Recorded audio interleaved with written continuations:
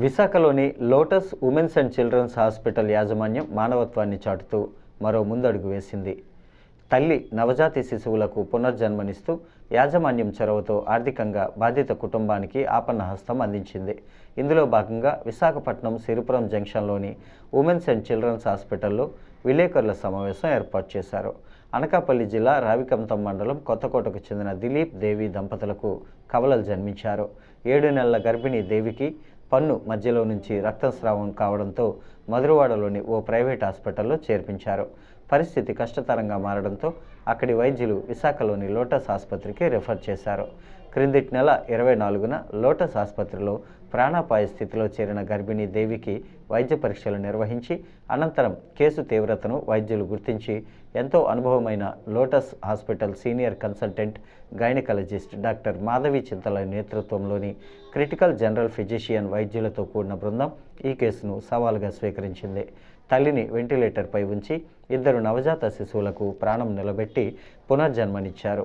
తల్లి ప్రాణాపాయ స్థితిలో 4 రోజుల పాటు వెంటిలేటర్పై ఉండగా డాక్టర్ మాధవీలతతో పాటు క్రిటికల్ కేర్ టీం 24 గంటలు కంటికి రెప్పలా సేవలందించి ఆ తల్లి బిడ్డలను కాపాడారు. ఇంతటి హై రిస్క్ కేసును డాక్టర్ మాధవీలత విజయవంతంగా నిర్వహించారు. తక్కువ బరువుతో పుట్టిన 2 నవజాత శిశువులను సురక్షితంగా కాపాడటంలో తమ సత్తా చాటుకున్నారు. అందరికీ thank you for coming. And ఈరోజు మిమ్మల్ని అందరినీ ఆహ్వానించింది ఒక ఇంపార్టెంట్ కేస్ అప్డేట్ ఇవ్వడానికండి. అండ్ ఈ మదర్ ట్విన్స్ ప్రెగ్నెన్సీ, మదర్కి చాలా హెల్త్ ప్రాబ్లమ్స్ ఉండడం వల్ల ఒక ప్రైవేట్ హాస్పిటల్ నుంచి మనకి ఇక్కడికి రెఫర్ చేశారు. మదర్ గురించి first twins pregnancy, mother had problems related to platelets and all. అది మా చీఫ్ గైనకాలజిస్ట్ మాధురి గారు చెప్తారు. తర్వాత బేబీస్ గురించి నేను చెప్తాను. మదర్ నుంచి రిఫరల్ అయిందండి.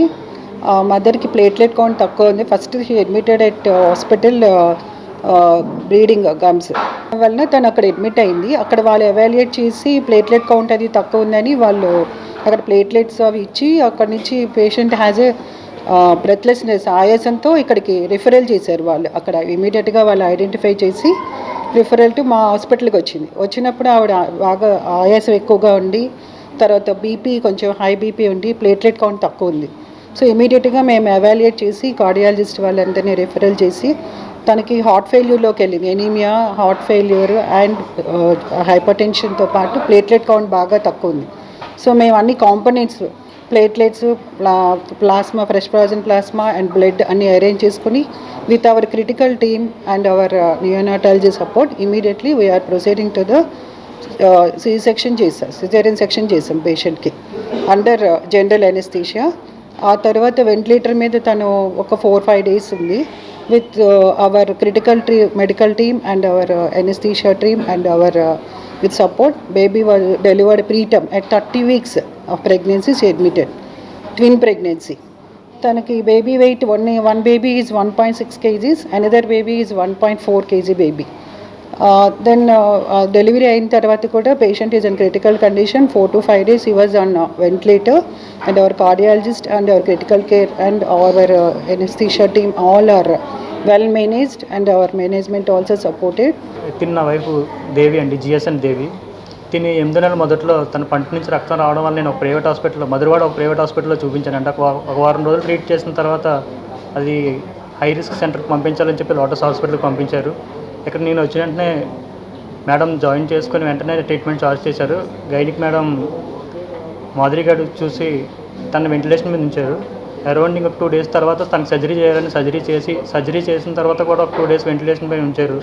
పిల్లలిద్దరూ లో వెయిట్తో పెట్టడం వల్ల వాళ్ళని వెంటనే ఎన్ఐసీలో పెట్టి అరౌండ్ 30 days అక్కడే ట్రీట్మెంట్ డాక్టర్ శాస్గిరి గారు, శ్రీనివాసరెడ్డి గారు, సుమంత్ గారు ముగ్గురు ఎప్పటికప్పుడు అప్డేట్ అందిస్తూ నాకు అన్ని విధాలుగా సహకరించారు. దానికి తోడు నాకు ఫైనాన్షియల్ స్టేటస్లో సార్తో మేనేజర్ గారైన మధు గారితో చెప్పడంతో సారు దాతల సహకారంతో నాకు ఫైనాన్షియల్గా కూడా సపోర్ట్ చేసి ఈరోజు మేము మా తల్లి ముగ్గురు హ్యాపీగా ఉండడానికి చాలా ధన్యవాదాలు తెలుపుకుంటున్నానండి.